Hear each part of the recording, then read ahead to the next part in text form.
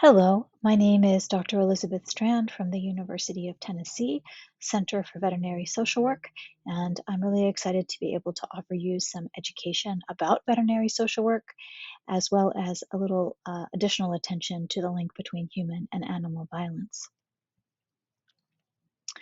This is my background. I have a master's in social work, a PhD in social work, and I founded the Veterinary Social Work program in 2002.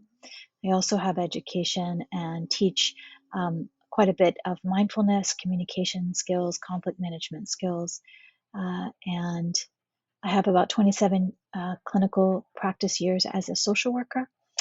Um, so that's my background. And what we'll cover today is what is transdisciplinarity, what is veterinary social work with a special attention to the link between human and animal violence. And then we'll discuss these examples of yielding, merging, and staying in your lane, which are part of working together interprofessionally. And then a little bit of the fruits of transdisciplinarity. So, the first time that there was a call that I'm aware of for veterinarians to work in mental health came from Boris Levinson in 1965. Um, who was the father of animal assisted therapy. And he wrote, since the relationship between man and his pets has changed, the function of the veterinarian must also be transformed. The veterinarian can no longer limit himself solely to safeguarding the physical health of the family pet. Now he must become involved in the mental health of the family whose pet he treats. This trend is so inexorable that eventually veterinarians will become members of mental hygiene teams. The problems of interprofessional functions will not be insurmountable. No one group should retain a monopoly on the mental health of our population. And so, therefore, veterinary social work, since its founding in 2002, has always been considered a One Health intervention. One Health being the recognition that animal disease, human disease, and the environment all intersect together. And then there's another model called One Welfare, which also speaks very well to what we've been doing in veterinary social work since 2002 with animal welfare, human well-being, and environmental conservation all being inherently um, intertwined. And so with veterinary social work, we practice in four main areas. All of them are contained within human-animal interactions. One is animal-assisted interventions. Another one is compassion, fatigue, and conflict management. Another was animal-related grief and bereavement. And then another one is the link between human and animal violence. And you can see here that on the outside ring, we have what we call macro, and on the inside ring, we have what we call micro. And this is how this is how social work functions. We recognize that there are micro problems and macro problems. Micro are more the individual, macro are more the societal. And social workers are trained to intervene at both micro and macro levels. Veterinary social work is an interprofessional practice, and we are creating transdisciplinary knowledge. Traditionally, veterinary social work has been a subspecialty of social work, where we attended to the human needs that arise at the intersection of veterinary and social work practice. But now, veterinary social work is moving to become an interprofessional space where both veterinarians and other veterinary professionals work side by side with social workers and other mental health professionals to attend to the welfare of all species. So this is a model recognizing that we can work disciplinarily where we each stay with our own. So strawberries stay with strawberries, bananas stay with bananas, apples stay with apples. Then we have multidisciplinary where we might work side by side in the same building, but we don't really merge much. Interdisciplinary might be like a fruit salad where we're kind of all together sharing fruit juices, but we still maintain our own identity and we function within our own identity, but we're a little bit more merged. And then transdisciplinarity can be understood like a smoothie, where the boundaries between the silos between the professions starts to break down, and we are creating solutions that no one profession could have done independently. likely when we are working in veterinary social work, we're kind of moving in and out of moments of multidisciplinarily all the way up to moments of transdisciplinarily. So as we said, veterinary social work falls in these 4 areas, and I'm just going to touch a little bit on each of the 4 areas, and then end with a little more deeper dive into the link between human and animal violence. So animal-assisted interventions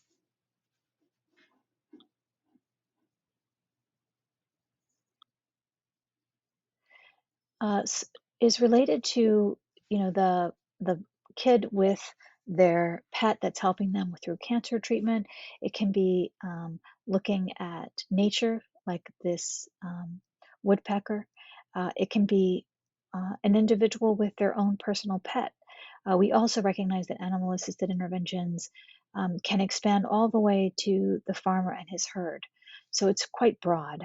And a recent study looked at integrating animal-assisted therapy into trauma-focused cognitive behavioral therapy for abused youth with post-traumatic stress disorder symptoms. And what they found was that you can see on the right, or the dotted line, is the treatment that included an animal-assisted intervention presence, like a dog, therapy dog present. And the solid line did not. On the left side are scores for PTSD, and on the right are time 1, time 2, time 3. And you can see that without the animal-assisted interventions, the PTSD symptomatology continued to decrease or get better. But the presence of an animal seemed to be associated with a higher results, scores in PTSD.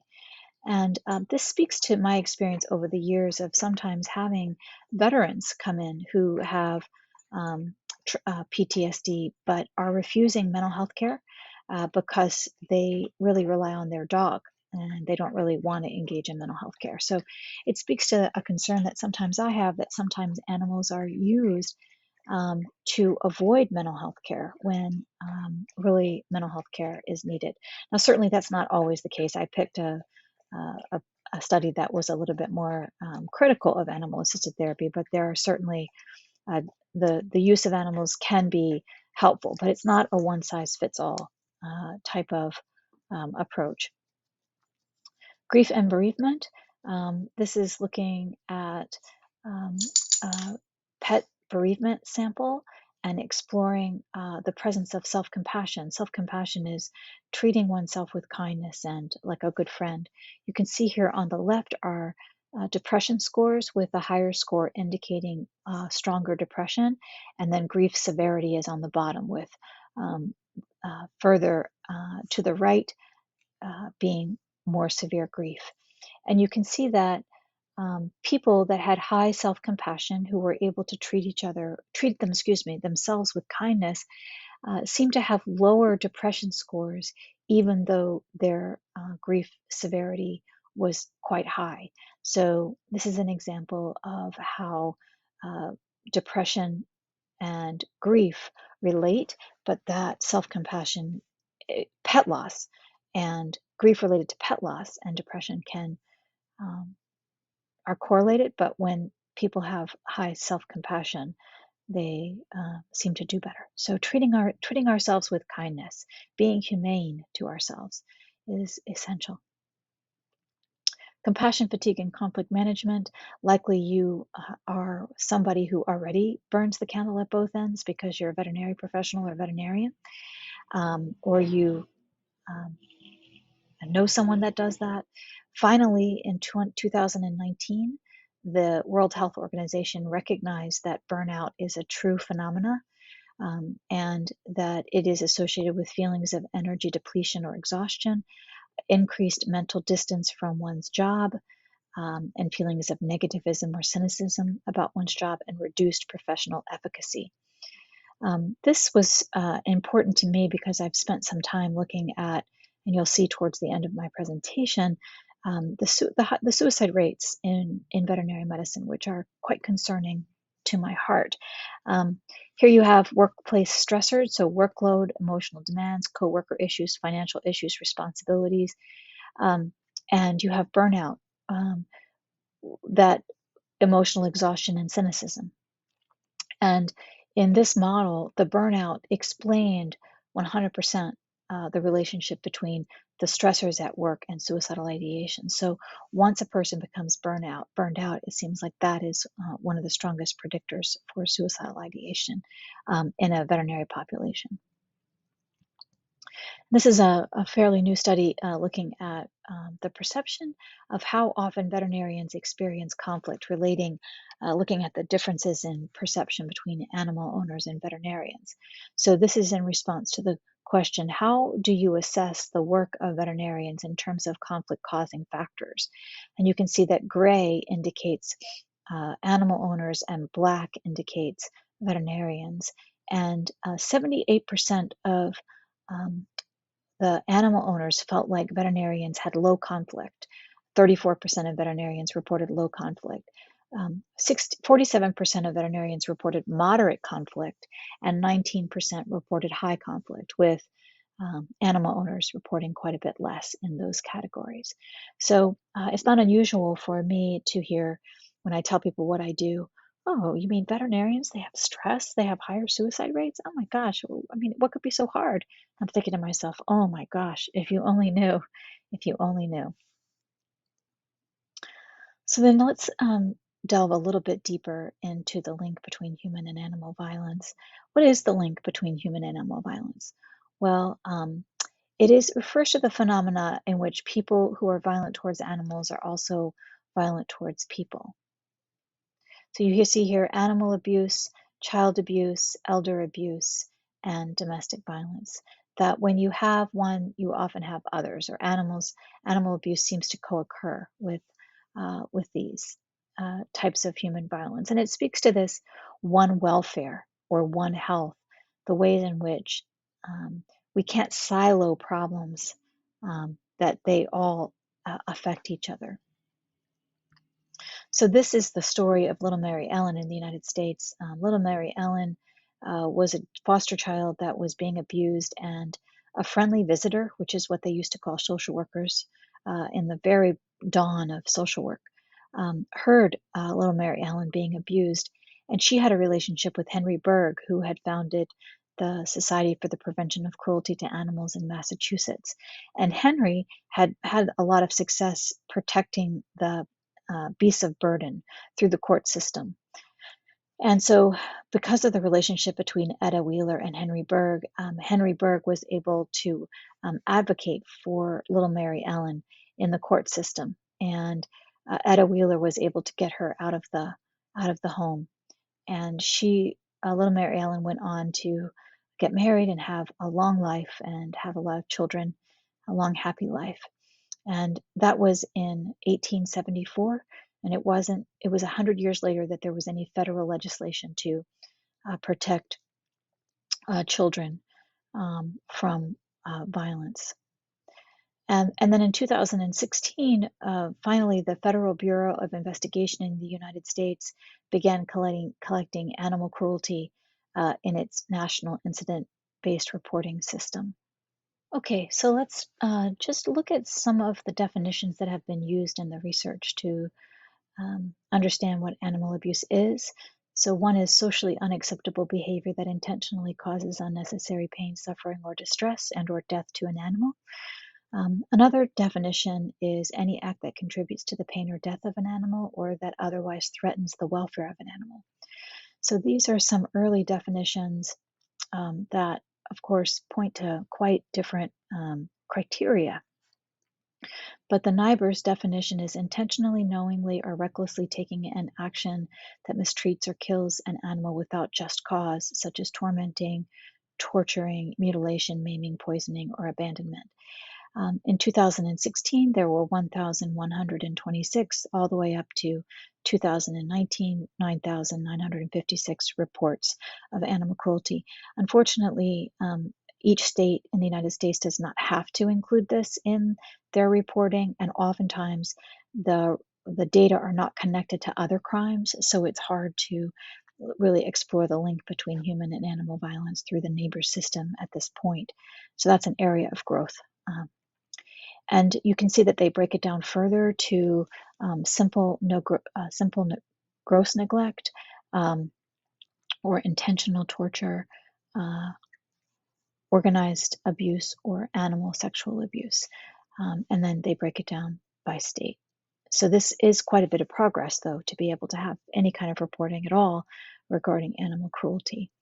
So why do people harm animals? Well, this list has been widely used to control an animal, so training, that can be too harmful, to retaliate against an animal or to retaliate against another person, which often happens in domestic violence situations, where a victim of domestic violence's animal is harmed as a way to control that person, to satisfy a prejudice against a species or breed, or to express aggression through an animal or enhance one's own aggressiveness. So, having very aggressive dogs to make one more powerful might be an example, or dog fighting to shock people for amusement or displace hostility from person to animal. So, having a really bad day and coming home and kicking the dog, or taking out your anger at someone on their animal. And then non-specific sadism is what we would see mostly in those individuals that may engage in animal cruelty at an early age and then really go on later to have a lot of antisocial behavior, such as serial killing. Um, Often those individuals took a lot of pleasure in harming or mutilating animals as children. So this is an important study that just came out in 2019. I thought it would be of interest to you all in Brazil. And it was a web survey with about 100 and I think it was 145 usable responses. And what they found was that 48.1% of respondents stated that they had suspected a patient had been a victim of abuse, and in Colombia, 64.5%. But in terms of reporting that abuse, 32.7% reported the abuse, and 10% in Colombia reported that abuse. Veterinarians who had had training about animal abuse in school while they were training to become veterinarians were more likely to identify and denounce animal abuse. And there was a statistically significant difference between those that did have training and those that did not have training in veterinary school. But there was a high recognition that there is a link between human and animal violence in the individuals that responded to this web survey. These are some of the indicators that were endorsed as signs of animal abuse. So multiple fractures, sclerola, hemorrhage, fractures at different stages of healing, cigarette burns, injury to genitalia, a low body condition, strangled hair, excess ectoparasites, afraid with extreme fear, and then a frequent turnover in animals. And there was a difference in terms of how many individuals noted that in between Brazil and Colombia. But those are some of the signs of non-accidental injury that were suggested by small animal practitioners to be signs of abuse. So, what are some of the barriers to reporting abuse? Well, there's a fear that reporting will compromise the safety of the victim, lack of training and recognition or of abuse or neglect, perceptions that no action will be taken as a result of reporting, a lack of knowledge of available resources of families, client confidentiality. Is it ethical or legal to do that? Endangering the safety of self and family and staff were some of the reasons that were barriers. But how can veterinarians assist prosecutors in animal cruelty cases? Well, examine the animal immediately and be thorough and keep complete documentation in layman's terms. If you think you know how the injury occurred, state so in your documentation and take high quality color photographs. Report the suspected abuse immediately. And make yourself and your records available to investigators and be available to and prepared to testify at trial and be available to testify as an expert witness and become a community leader around these issues. So we really do think, though, that this is a one welfare issue, and so having to report cruelty to animals without having a team around you that can help you make sure that all species are being attended to is hard. And so here are some ways in which it's important to recognize how we work together um, as mental health consultants or mental health professionals or social workers and veterinary animal related professionals. And it's the idea of merging, yielding, and staying in your lane. So there's this idea of the integration continuum that when we are highly integrated, we have flexibility, harmony, and order. We work well together and things are smooth. There's order and people are flexible. When we have low integration, there's chaos, rigidity, and disorder. Things fall apart. And this comes from this idea of neural integration from a medical doctor named Dan Siegel. And integration refers to differentiation plus connection. So differentiation is we recognize and respect the differences between people, things, ideas, and values. And connection is when we recognize the ways in which these differences interact in necessary ways. And part of really doing excellently as interprofessional, one welfare work is this idea of being integrated, respecting our differences, but finding out ways that we're connected. So these are traffic signs in the States. I'm not sure what y'all have there, but this is when we have to yield to each other and to each other's value systems as professionals. So in veterinary medicine, if a veterinarian is making a diagnosis, I yield as a mental health professional, as a social worker. I yield to that medical knowledge. It is not my business to be diagnosing what's going on with an animal. But for social workers, we have something called a duty to warn. So, for instance, if there is a domestic violence situation and I become aware that there is someone who has made a statement that they are going to harm someone else, I have a duty to warn that person. And there is nothing that the veterinarian can do to stop me because that is part of my um, scope of practice. It's part of my requirements under my ethical code and the law to do that. So this is where we have to yield to each other. Sometimes we have to stay in our lane. So if somebody came to me and said, oh, I think that this veterinary technician or this veterinary nurse is depressed, um, and I think you should go and make sure that they get into therapy. I would um, uh, I would ask that the veterinarian stay in their lane because I have knowledge of how to diagnose mental illness from something called the Diagnostic and Statistical Manual of Mental Disorders. That is not something the veterinarian has been trained in. And so, although I might listen to the veterinarian who's saying that they're exhibiting some type of um, concerning behaviors, I am going to respect the self determination of the person. I am not going to force them to go into therapy. I am going to assess them, but only if they want me to be assessed assess them according to the Diagnostic and Statistical Manual of Mental Disorders. So this is where the veterinarian can suggest something, but I need the veterinarian to stay in their lane and let me do my work as a social worker.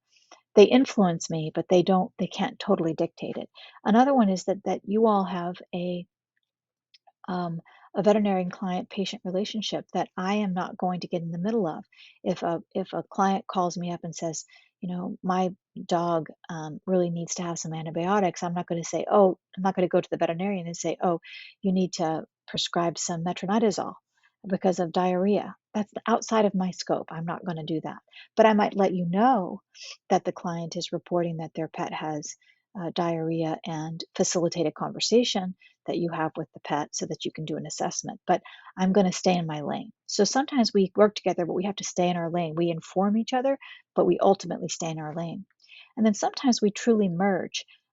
And this is an example of a client that we had whose pet dog actually lived at the veterinary clinic. She's since passed over, but her dog lived in the veterinary clinic, and we as social workers would take the dog for a home visit every other week, and the veterinary students would actually get on the phone and provide social support for the client by having long conversations with her. So this is an example where we really did kind of blur our boundaries, and we merged together to take care of this client. Um, uh, Another example of merging is related again to this issue of suicidality. I mentioned to you I would come back to that.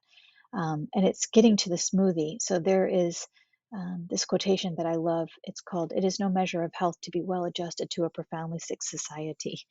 And I have to say that as a mental health professional working in veterinary medicine, I have learned more about what it means to be humane than I think I would have ever learned just by working with social workers, just people that are like me. Um, and it is about reducing stigma around mental illness, and not just being human, but being humane. And so I was able to work with the American Foundation of Suicide Prevention to um, um, implement an anonymous way that people in suicide distress could get help so that they felt free to tell the truth without fear of any kind of repercussions on their license.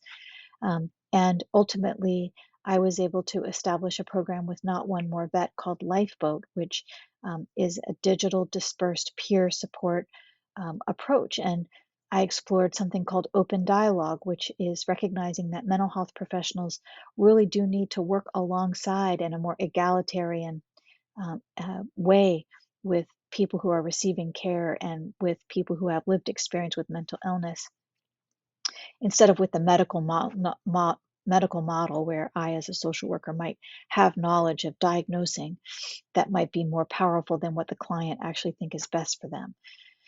And so I studied something called RAP and the National Association of Peer Supporters, and with a suicide prevention lab at Auburn University, um, developed a program where veterinary professionals and mental health consultants work together in an egalitarian side-by-side way to provide anonymous ways that people in psychological distress or feeling burnout or having suicidal thoughts can get support from peers in the veterinary profession.